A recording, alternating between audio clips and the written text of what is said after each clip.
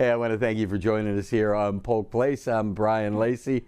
And from the Genealogical Library, her name is Shannon Graham. Welcome to the show. Hi, thanks for having me. Yeah, if only people could see what happens before the camera starts rolling. Probably for the best if they don't, Brian. I think this is the biggest audience I've ever had for a taping. With the cat, yeah. That really adds, I think. Yeah, comes to it. Yeah, so how are things going? They're good. Yeah, haven't seen you in 2 months. Yeah, we've been busy. Yeah. Lots of programming. Yeah, so what, you had one going on, let's see, we're May. We had April. one. So March, how did March and and then, because they only April, go, May. yeah, you had It's March. once a month. Yeah. Yeah, so we've had 3, all very good turnouts. Our last one, which was May 25th, this last Saturday, we talked about oral histories, which was really cool. And Dr. Deborah Abbott came and she talked about basketball. Yeah. And how she found out about a basketball team called the New York Celtics. Okay. And that was really interesting. So she talked about, the importance of oral histories and how that kind of interplays with the facts that you can learn about your family. So it was really cool to hear her talk about her research in doing that and, how that affected the family that she was researching. So she was in person doing this one? No, so all of our programs are hybrid. Yeah. And for the most part, I would say probably 95% of the time our speakers are on Zoom. So she's actually from Cleveland. Okay. So I know. So she was speaking, she was in Cleveland at the time. But we had a really good turnout. We have a majority, people on Zoom. We had about 55 people, so yeah. That is, I mean, okay, going back to pandemic stuff when you were doing that, what was a good crowd pandemic? Average is probably 35, I would say, which is 55, still a pretty substantial amount, but I think it's picking up more, and as it's kind of gained notoriety, we have a lot of people from outside of Florida. And, having speakers that aren't Floridian also contributes to that too, because they bring their own crowds. Exactly, yeah. So, seeing it consistently be in higher numbers is really exciting. So 60 is our number to beat. Yeah. That was our highest, and we reached that in January. So, yeah. But it's exciting, and it's exciting to meet a bunch of new people. I'm constantly getting people asking about, can I be on the email list, things like that. So. Yeah. And here's the other thing, some of the people that you get maybe spawn a future speaker.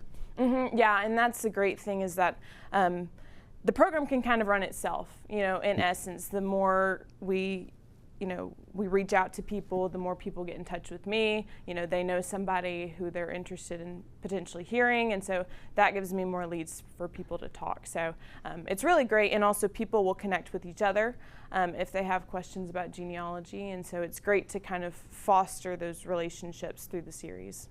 So in order to reach that number, the magic goal of 60, what's on the menu going forward? Who are some of the speakers going forward? So on June 29th, we're going to be talking about finding your German ancestors. So it's our first kind of European heritage-centric presentation that we've had this year.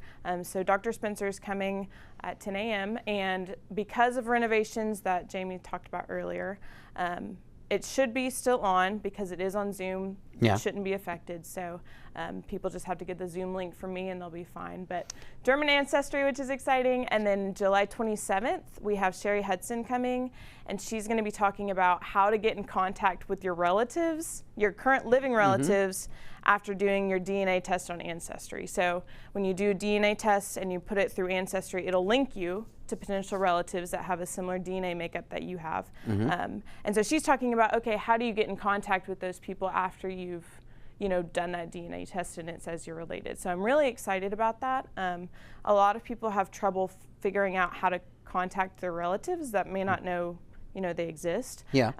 So those are our upcoming for this summer, and I think it's going to be great programs. So going back to that German thing, and this is just a suggestion, I might suggest a menu, you know what I mean? If you're going to enjoy the German ancestry, let's go with perhaps a recipe to some good sauerkraut and a spätzle noodle and a good Weizen beer. Well, then you should just come. You can cater. You'll cater over Zoom. Yeah. right. You can just come where I am, and you'll cater. Yeah. Scooby-Doo look. Zoom. Yeah, exactly. Yeah, exactly. Yeah, I think there should be like, when you get into the nationalities, there should be a menu. You know, it's a requirement. Yeah, there's food also. So you had mentioned the Ancestry.com. Mm-hmm. I've always had questions. Okay. But I always get a new phone whenever the newest comes out. Yeah. And let's face it, I'm a one-trick pony. Whatever I learned on that Galaxy Ultra way back 10, whatever, I think we're on 24. I'm on 24 Ultra. Wow. I know basically what it did when it was 10. You know what I mean? Yeah. So technologically, I'm challenged.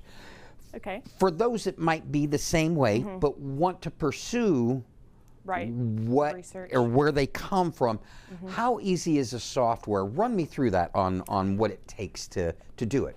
So we have two kind of websites that we use regularly for genealogy. So Ancestry.com is one of them, and Family Search is the other. Now there's one major difference between the two of those, and that difference is that Ancestry you have to pay for when you're at home.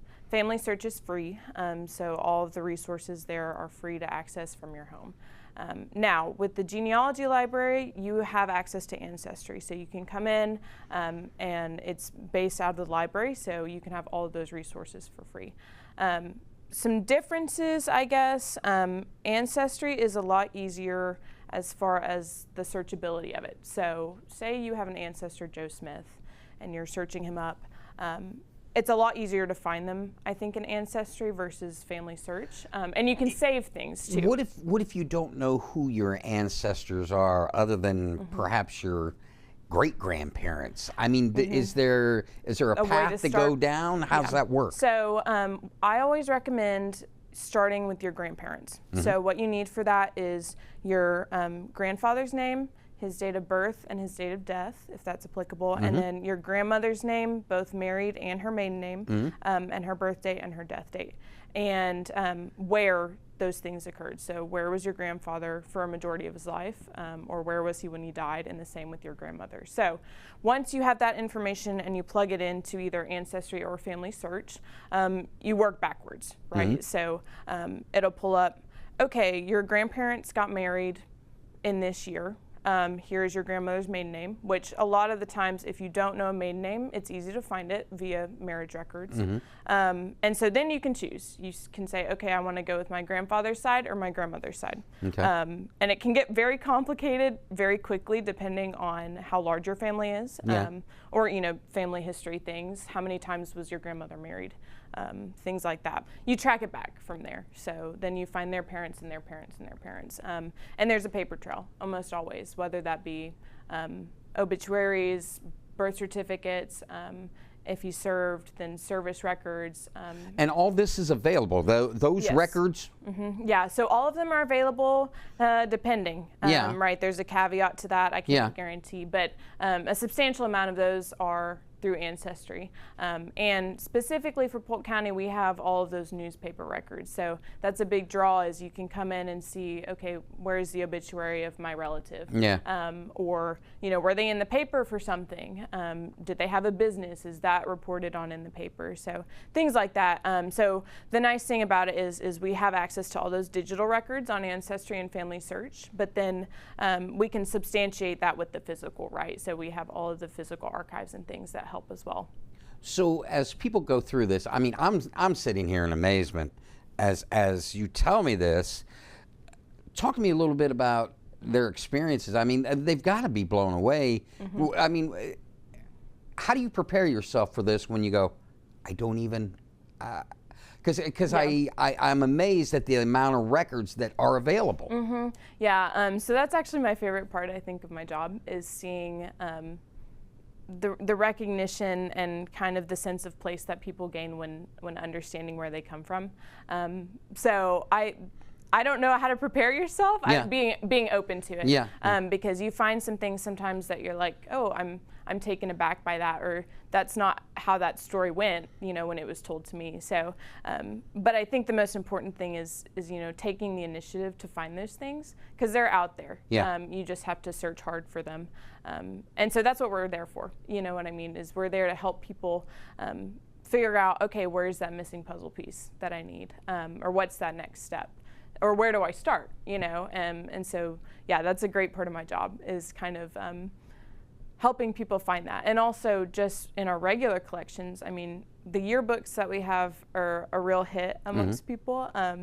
And people love being nostalgic over those yearbooks and flipping through them and, you know, seeing all the memories, you know, that are there and that are recorded. So our regular collections, regardless of whether or not you're doing genealogy, if you're just doing history research, we have a lot of collections of that too. So. Got about a minute left. Reiterate the dates that you guys are going to be closed over there, Yes. and then hit us back up with the speaker series for the next month or two. Yeah. 2 months, Yeah. 3, if you've got it. Yeah, so we'll be closed June 7th to the 25th. And for the speaker series, June 29th, 10 a.m., it'll be on Zoom. And then July 27th. And then I'll give you dates for August next time. All right, well, come back and see me. Yes. All right. You know, you might just see me over there. Not from June 7th to June No, 25th. I mean, you can stare through the window, but I can just see me bringing a kiddie pool in. They said it was going to be hot. I want to do my research. Yeah. Yeah, do that. All right, come back and see me, will you please? I will. All right.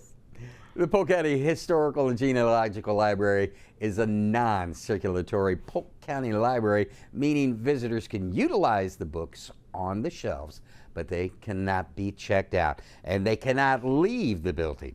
Now, items in their special collection and or archives can be accessed with the help of staff members. Now, they're located on the second floor of the Polk County History Center. It's one of the largest facilities of its type in the area, with more than 40,000 items in their collection. Located at 100 East Main Street in Bartow, History Center is open 9 to 5, Tuesday through Saturday. Need more information about anything Genealogical Library? Check them out on the web at polkhistorycenter.org, or give them a call, 863-534-4604.